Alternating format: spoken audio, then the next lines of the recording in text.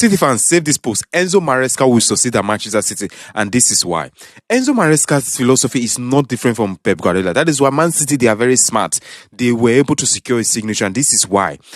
Enzo, during this year, Pep Guardiola's philosophy, especially which was evident in the year that Manchester City won the treble, he tends to use a centre-back like Joe Stones to form a double pivot whenever Manchester City are attacking. He partnering with Rodri, they form a double pivot, and then when City lose possession, John Stones goes back to the defence and assists in the defending. But that makes Pep Guardiola's philosophy flexible. But Enzo Maresca's philosophy, which is similar to Pep Guardiola, the only difference is that Enzo Maresca's philosophy is rigid, in the sense that instead of having a man to come from the centre back and to form a double pivot, he needs a player who is going to be there. He needs to his philosophy needs a physical presence to be there to form the double pivot, and which was evident when he was in Chelsea. He made use of Reece James as a double pivot. And now in Manchester City, he makes use of McGahey, which we saw in the game against Bournemouth, as I said, at a double pivot.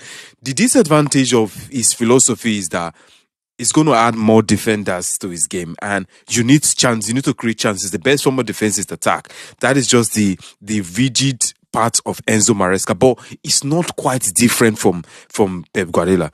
What Enzo Maresca need and what Manchester City need for him to fully implement his ideas is a defender or a centre back or a centre defensive midfielder who is intelligent like John Stones, to be able to know how to attack, how to defend.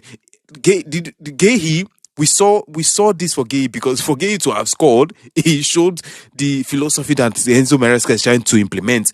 But Gahey has a strong defensive mindset over the attacking mindset. So you're going to see more of defending style from Gahey. And in order for him to be successful, he needs a midfielder who is smart like John Stones to implement such ideology.